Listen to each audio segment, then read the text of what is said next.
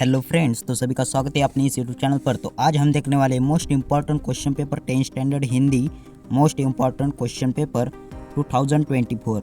तो चलो वीडियो को स्टार्ट करते हैं। क्वेश्चन पेपर देखते हैं कैसा होता है विथ आंसर्स। तो ये पैराग्राफ पढ़ना है आपको। फर्स्ट क्वेश्चन है, लिखिए औपचारिकता निभाने वाले की विशेषताएं। फर्स्ट, इन्हें मरीज से हमदर्दी नहीं होती। सेकेंड, ये सिर्फ सूरत दिखाने आते हैं। सेकेंड, आकृति में लिखिए, लेखक ने तय किया, चुपचाप पड़ा रहूंगा, आंख नहीं खोलूंगा। थर्ड, फर्स्ट, गद्यांश में प्रयुक्त शब्द युगम ढूंढकर लिखिए। फर्स्ट, थोड़ी बहुत। सेकेंड, धीरे धीरे। लिखिए वचन परिवर्तन, लिंग परिवर्तन, बच्चा। वचन परिवर्तन, बच्चे। लिंग परिवर्तन, बच्ची।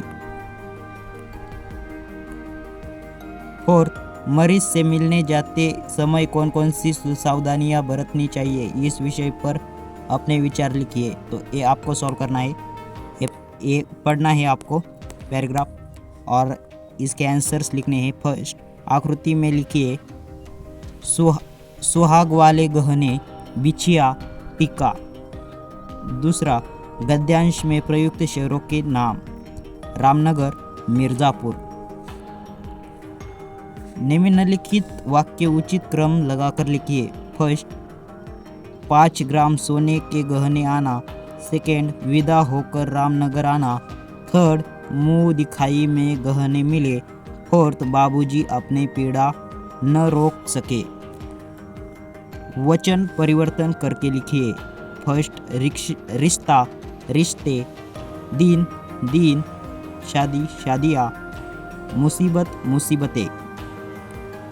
नेक्स्ट, फोर्थ, ये आपको सॉल्व करना है।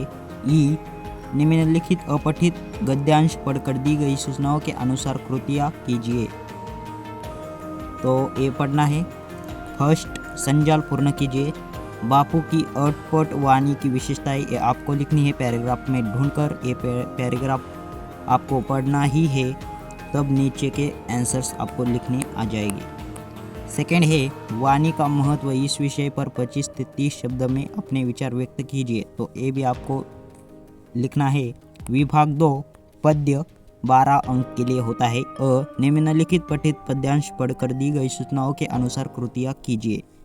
तो ये पढ़ लेना है और इसके आंसर पढ़ के लिखने हैं। पद्यांश में आए जल स्रोत, धन, नदी, तालाब, समुद्र। नेक्स्ट, सेकेंड, निम्न शब्दों के लिए पद्यांश में प्रयुक्त समानार्थी शब्द लिखिए। फर्स्ट, गगन, नभ, पर्वत, गिरी, बिजली, दामिनी, दृष्ट, खल। थर्ड, उपयुक्त पद्यांश की अंतिम 4 पंक्तियों का सरल अर्थ 25 से 30 शब्द में लिखिए। तो ये आपको सॉल्व करना है। निम्नलिखित पठित पद्यांश पढ़कर दी गई सूचनाओं के अनुसार कृति कीजिए। तो ये आपको पहले पढ़ लेना है। फर्स्ट, उचित जोड़ियां मिलाकर लिखिए। आ, हृदय, भुजा, संचय, अतिथि। तो ये अ में लिखनी है। फिर रत्न, दान, देव, शक्ति, तेज, ये आ में लिखनी है। नेक्स्ट, सेकेंड, उपसर्ग और प्रत्यय लगाकर नए शब्द लिखिए। नम्र, उपसर्ग विनम्र, प्रत्ययुक्त नम्रता। सेकेंड, निम्नलिखित शब्दों के लिए पद्यांश में आए विलोमार्थी शब्द लिखिए। अज्ञान, ज्ञान, दानदेव, देव। थर्ड, पद्यांश की प्रारंभिक 4 पंक्तियों का सरल अर्थ 25 से 30 शब्दों में लिखिए। तो ये आपको लिखना है। विभाग 3, पूरक पठन 8 अंक। प्रश्न तीसरा, निम्नलिखित पठित पद्यांश पढ़कर दी गई सूचनाओं के अनुसार कृतियाँ कीजिए। तो ये पैराग्राफ आपको पढ़ना है। फिर इसके आंसर्स लिखने हैं। 1-2 शब्दों में उत्तर लिखिए।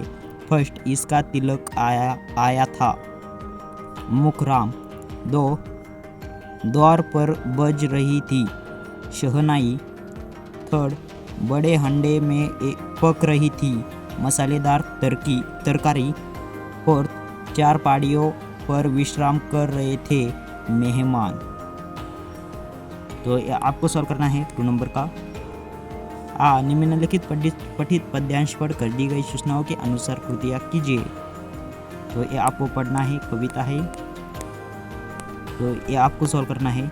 विभाग 4 भाषा अध्ययन व्याकरण 14 अंक। सूचनाओं के अनुसार कृतियाँ कीजिए। निम्नलिखित वाक्य में अधोरेखित शब्द का शब्दभेद पहचान कर लिखिए। उसे, ये क्या है? पुरुषवाचक सर्वनाम है। तो ये आपको सॉल्व करना है। कृति पूर्ण कीजिए। शब्द संधि विच्छेद संधि भेद। परार्थ परा प्लस अर्थ दीर्घ संधि। 4 निम्नलिखित वाक्यों में से किसी एक वाक्य की सहायक क्रिया पहचान कर लिखिए, मूल रूप लिखिए। तो पहले वाक्य में सहायक क्रिया कौन सी है? दी। सहायक क्रिया दी